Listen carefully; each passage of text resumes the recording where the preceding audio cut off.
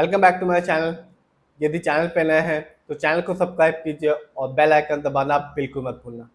ये वीडियो सिर्फ और सिर्फ एजुकेशनल पर्पज है, ना हम खरीदने की सलाह देते हैं और ना ही बेचने की। आज हम बात करने वाले हैं करुणा बैश बैंक के बारे में। लेटेस्ट अपडेट ये है कि कंपनी अपने शेयर होल्डर्स को चौथी बार डिविडेंड देने वाली है और उसका फैसला यानी कि फाइनल डिस्कशन है 24 जुलाई को, जब बोर्ड मीटिंग होगी। बात की जाए इस कंपनी के बारे में तो जैसा कि नाम से पता चलता है, ये कंपनी बैंक है और आज के दिन यानी कि 19 जुलाई 2025 को इस कंपनी का शेयर प्राइस है 268 रुपीज़ 20 पैसे। बात की जाए एक साल की यानी कि 2024 की, मार्केट डाउन था, फिर भी इस कंपनी ने अपने शेयर होल्डर्स को बिल्कुल निराश नहीं किया। इस कंपनी ने एक साल में अपने शेयर होल्डर्स को 28.9% का रिटर्न निकाल कर दिया, यानी कि आज से ठीक एक साल पहले इस कंपनी का शेयर प्राइस था 210 रुपये। बात की जाए लॉन्ग टर्म की तो यहाँ भी इस बैंक ने अपने शेयर होल्डर्स का भरोसा जीता और 5 साल में रिटर्न के तौर पर दिया 738% का रिटर्न। यानी कि 5 साल पहले इस कंपनी का यानी कि इस बैंक का शेयर प्राइस था सिर्फ और सिर्फ 34 रुपीज़ 55 पैसे। तो ये कंपनी साफ बताती है कि शेयर मार्केट से उन्हीं शेयर होल्डर्स को एक अच्छा खासा रिटर्न मिलता है जो अच्छी कंपनियों और पेशेंस के साथ अपना समय और पैसा शेयर मार्केट में लगाते हैं। बात की जाए इस कंपनी के ओवरऑल रिटर्न की तो अभी तक ये कंपनी अपने शेयर होल्डर्स को माला माल कर चुकी है। इस कंपनी ने अभी तक अपने शेयर होल्डर्स को 5383% रिटर्न निकाल के दिया, यानी कि 2002 में इस कंपनी का शेयर प्राइस था सिर्फ और सिर्फ 4 रुपीज़ 87 पैसे, जो आज के दिन बढ़कर हो चुका है 268 रुपीज़ 20 पैसे। तो साफ है शेयर मार्केट से लॉन्ग टर्म में ही आपको एक अच्छा खासा रिटर्न मिलता है। बात की जाए इस कंपनी के स्टॉक के परफॉर्मेंस की तो एक साल में इस कंपनी का हाईएस्ट शेयर प्राइस गया 277 रुपीज़ 50 पैसे, जबकि एक साल में इस कंपनी का लो शेयर प्राइस रहा 186 रुपीज़ 55 पैसे। जानते हैं इस कंपनी के कुछ इवेंट्स के बारे में। तो पिछले साल इस कंपनी ने अपने शेयर होल्डर्स को डिविडेंड दिया था, हर एक शेयर के बदले में 2 रुपये 40 पैसे का।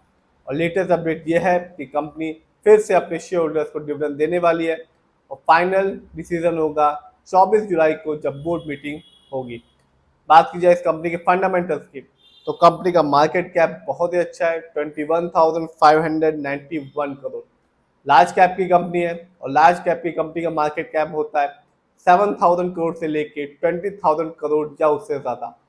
बात की जाए इस कंपनी के पीबी रेशियो की तो कंपनी का पीबी रेशियो है 1.81। शेयर मार्केट में एक अच्छा पीबी रेशियो कहलाता है 1 या तो बिलो 3। जानते हैं इस कंपनी के इंडस्ट्री पी को तो कंपनी का इंडस्ट्री पी है 14.82। शेयर मार्केट में एक अच्छा इंडस्ट्री पी होता है 20 से लेकर 25 के बीच में। इंडस्ट्री पी से ये पता चलता है जो कंपनी का स्टॉक है मार्केट में चीप है या एक्सपेंसिव है। इससे ये भी पता चलता है जो कंपनी का स्टॉक है वो अंडर वैल्यूड है या ओवर वैल्यूड है। लोअर इंडस्ट्री पी अच्छा होता है दोनों के लिए, बिजनेस के लिए भी और शेयर होल्डर्स दोनों के लिए। जानते हैं इस कंपनी के डेब्ट टू इक्विटी को तो कंपनी का डेब्ट टू इक्विटी नहीं है, यानी कि इस कंपनी पर किसी भी तरह का कोई लोन कर्ज नहीं है। जानते हैं इस कंपनी के आरओई को यानी कि रिटर्न ऑन इक्विटी तो कंपनी का आरओई है 16.28%। शेयर मार्केट में एक अच्छा आरओई कहलाता है 15 से लेकर 20% के बीच में। आरओई का मतलब होता है जो पैसा शेयर होल्डर से कंपनी को दिया है कंपनी ने उसका सही से यूटिलाइज किया भी है या नहीं। जब भी किसी कंपनी का आरओई हाई होता है या पॉजिटिव होता है तो साफ बताता है कि कंपनी ने हमारे पैसे को सही जगह ढंग से इस्तेमाल किया, जिससे शेयर होल्डर्स को लॉन्ग टर्म में एक अच्छा खासा रिटर्न देखने को मिलता है। और जब भी किसी कंपनी का आरओई कम होता है, नेगेटिव होता है, तो साफ बताता है कि कंपनी ने हमारे पैसे को सही जगह ढंग से इस्तेमाल नहीं किया, जिससे रिटर्न पाने की संभावना लॉन्ग टर्म में कम हो जाती है। बात की जाए इस कंपनी के ईपीएस टीटीएम के बारे में तो वो है 24.11। शेयर मार्केट में एक अच्छा ईपीएस टीटीएम कहलाता है 80 और उससे ज़्यादा का। Earning per share trailing 12 month का ये मतलब होता है कि कंपनी ने लास्ट 12 मंथ में कोई अर्निंग किया भी है या नहीं। बात की जाए इस कंपनी के डिविडेंड यील्ड की तो कंपनी का डिविडेंड यील्ड है 0.97%। शेयर मार्केट में एक अच्छा डिविडेंड यील्ड कहलाता है 2% से लेके 6% के बीच में। हाई डिविडेंड यील्ड अच्छा होता है जो इंडिकेट करता है शेयर होल्डर्स को कि इस कंपनी का स्टॉक खरीदना चाहिए और अपने पोर्टफोलियो में ऐड करना चाहिए। बात की जाए इस कंपनी के फाइनेंशियल कंडीशन की, तो कंपनी का मार्च क्वार्टर में रेवेन्यू रहा 3025 करोड़।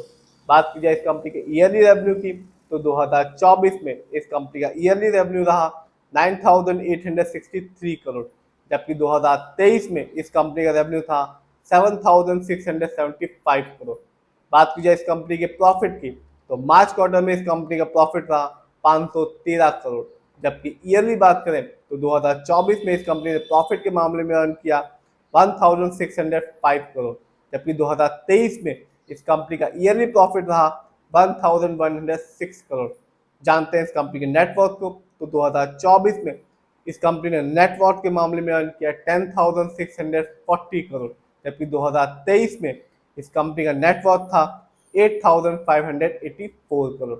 बात की जाए और देखा जाए इस कंपनी के शेयर होल्डिंग पैटर्न को, तो रिटेल यानी कि हम लोग का पैसा इस कंपनी में सबसे ज्यादा लगा हुआ है, जिसका परसेंटेज है 45.83%, जबकि दूसरे नंबर पर आता है म्यूचुअल फंड, जिनका पैसा इस कंपनी में लगा हुआ है 31.49% का, जबकि तीसरे नंबर पर आता है FII, जिनका पैसा इस कंपनी में लगा हुआ है 15.12% का। तो कंपनी का ना केवल फंडामेंटल अच्छा खासा है, फाइनेंशियल भी अच्छा है और शेयर होल्डिंग पैटर्न भी अच्छा है, और कंपनी ना केवल अपने शेयर होल्डर्स को लॉन्ग टर्म में एक अच्छा खासा रिटर्न निकाल के दे रही है, साथ ही कंपनी अपने शेयर होल्डर्स को डिविडेंड भी दे रही है हर साल। पिछले साल भी दिया 2 रुपये 40 पैसे का, और इस साल भी अभी 24 जुलाई 2025 को बोर्ड मीटिंग है, और बोर्ड मीटिंग में तय किया जाएगा कितना डिविडेंड दिया जाएगा। तो कंपनी रिटर्न भी दे रही है और डिविडेंड भी दे रही है। फिर भी जिस भी कंपनी के शेयर में इन्वेस्ट करें, खुद रिसर्च करें, एनालाइज करें, अपने फाइनेंशियल एडवाइजर की राय लें।